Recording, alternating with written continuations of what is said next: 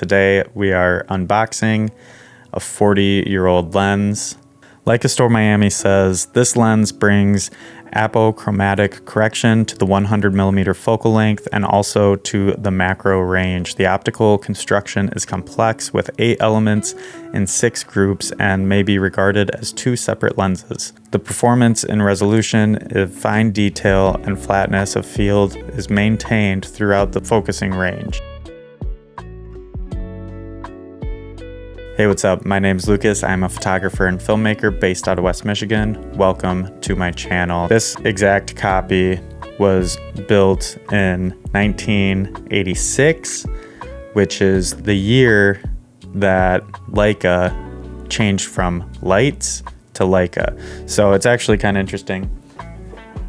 I've got the original box right here, and you've got a big red lights box on there, earnest lights right there, and you have the lights on that box right there and everywhere, mostly. So like you've got Leica R right there and Leica right here, but it's really mostly lights on the box, which is kind of cool. It's one of those things that makes things unique, and it tells its age. So instead of Leica, it says lights across the lens. On there, the lens cap matches as well. It says lights Leica, and I don't know, makes it kind of cool, makes it unique and interesting. So I've had a few things that I love about this lens. First of all, it fits in my Leica R kit.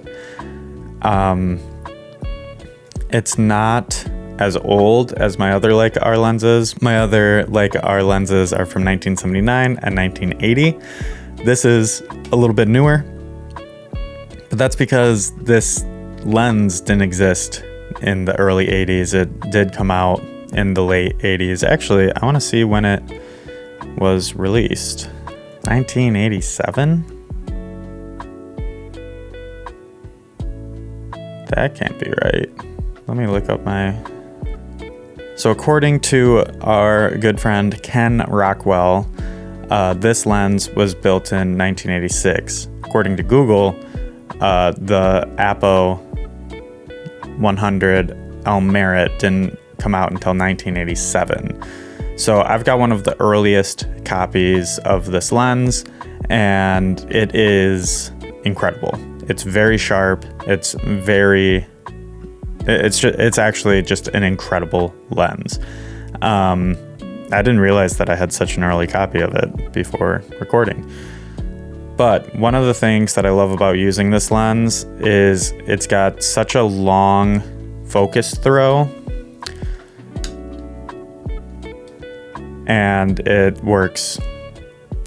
I mean, you've got so much time, and you can dial in focus really well with this lens. I think a lot of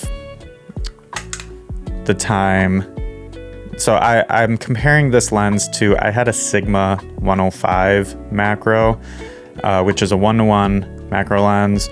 I don't have a lot of good things to say about operating the Sigma 105, but it was a sharp lens. It was really good. For what I used it for, it was really slow at focusing, just across the board, and it wasn't very fun to carry around. I'll be honest, this lens has been the opposite of that. It's very well built. It's really easy to focus. It does take a long time if you're going from infinity to minimum focusing distance. That's totally a point, but if you're doing portraits or anything, it works. I've had a 100 macro for every single camera that I've owned, from my Nikons from Nikon, Sony, Canon, now Leica, and this is by far the sharpest and the best performing macro that I've used. I use this to scan my negatives as well. It has beautiful edge-to-edge sharpness, and I'm shocked that this is such an old lens and it performs as well as it does. Some people ask me why I use this over a modern lens. This lens is way better than the modern Sigma lens, in my opinion, and it is more expensive, that's for sure, but there also just isn't a full frame Leica macro lens yet in the Leica SL line. A couple of ways that I have set this up to work for me. As some of you know, I'm adapt every single one of my Leica R lenses to EF mount. So this one's no different. This is a EF adapter from SimMod. I almost exclusively use them. They're great. They make really high quality, good products.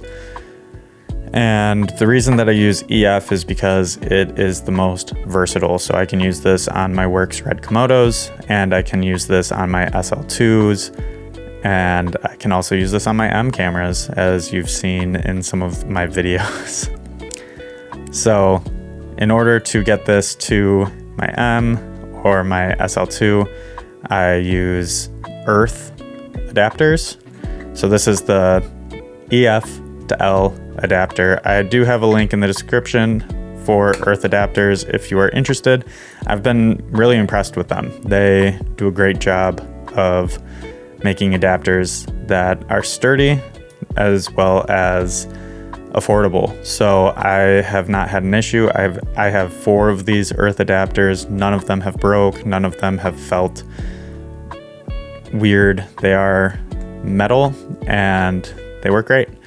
I also have an Earth adapter for EF to M, and that's what I use there as well. So one of the downsides of this lens is that it is a 1:2 magnification. So if you're trying to use this to scan 35mm negatives, which is one of the things that I use this lens for, then you need a L Pro. And this L Pro is not super cheap. It's also sort of rare to find. I got lucky finding mine for relatively cheap, and then you can add that right on top.